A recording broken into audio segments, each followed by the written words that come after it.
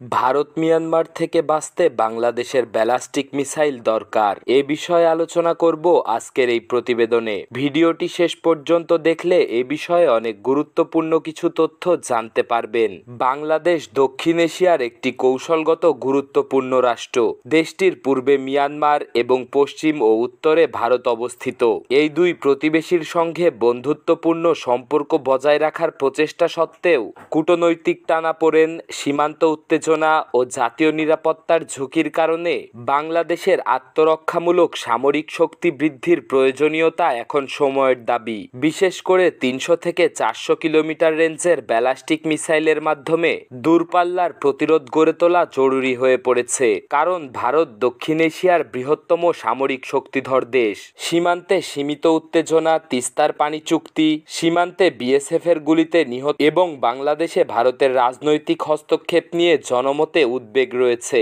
যদিও বর্তমানে সামরিক যুদ্ধের পরিস্থিতি নেই, তবে ভবিষ্যতে নিরাপত্তার জন্য একটি নির্ভরযোগ্য প্রতিরোধ ব্যবস্থা থাকা জরুরি। অন্যদিকে মিয়ানমারের সঙ্গে চলমান সীমান্ত উত্তেজনা, রোহিঙ্গা সংকট এবং সাম্প্রতিক সংঘর্ষে মিয়ানমার সেনাবাহিনীর ব্যবহৃত গোলাবারুদ বাংলাদেশের সীমান্তে এসে পড়া, সীমান্তে শরণার্থী ঢল সবই নিরাপত্তা হুমকি সৃষ্টি করেছে।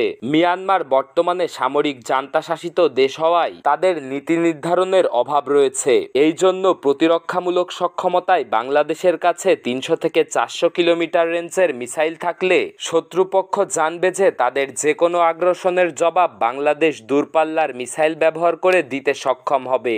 যেমন ভারত বা মিয়ানমারের গুরুত্বপূর্ণ সামরিক স্থাপনা ও রসদ ঘাঁটি এ রেঞ্জের আওতায় পড়বে। তাছাড়া দ্রুত মোতায়েনযোগ্য মিসাইল ব্যবস্থা বাংলাদেশকে দ্রুত প্রতিক্রিয়া জানানোর সুযোগ করে দেবে। আর এই ধরনের মিসাইল বাংলাদেশকে যে সকল দেশ সরবরাহ করতে পারে তার মধ্যে প্রধান হলো চীন, কারণ চীন একটি প্রমাণিত মিসাইল প্রযুক্তি শক্তিধর রাষ্ট্র। তাছাড়া চীন বাংলাদেশের অনেক সামরিক প্রকল্পের সাথে জড়িত।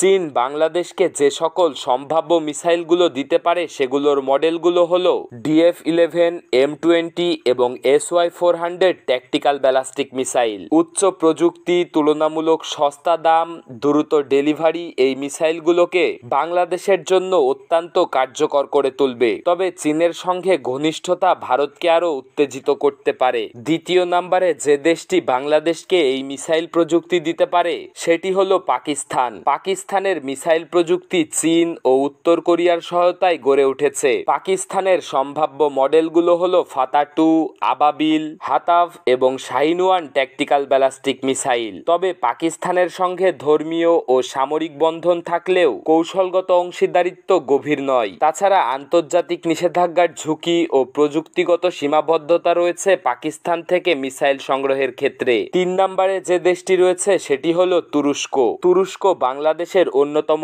বিশ্বস্ত মিত্র ও মুসলিম বিশ্বের প্রভাবশালী শক্তি। তুরস্ক থেকে বাংলাদেশ টাইগার মিসাইল এবং T-300 কাসিয়ারগা সংগ্রহ করেছে। এই জন্য তুরস্কের তৈরি বোরা ট্যাকটিক্যাল ব্যালিস্টিক মিসাইল একটি অন্যতম সেরা বিকল্প হতে পারে। তবে এই মিসাইল সংগ্রহের ক্ষেত্রে সীমিত রেঞ্জের জন্য প্রতিবন্ধকতা থাকলেও প্রযুক্তিগত দিক থেকে নির্ভরযোগ্য হবে বাংলাদেশের জন্য।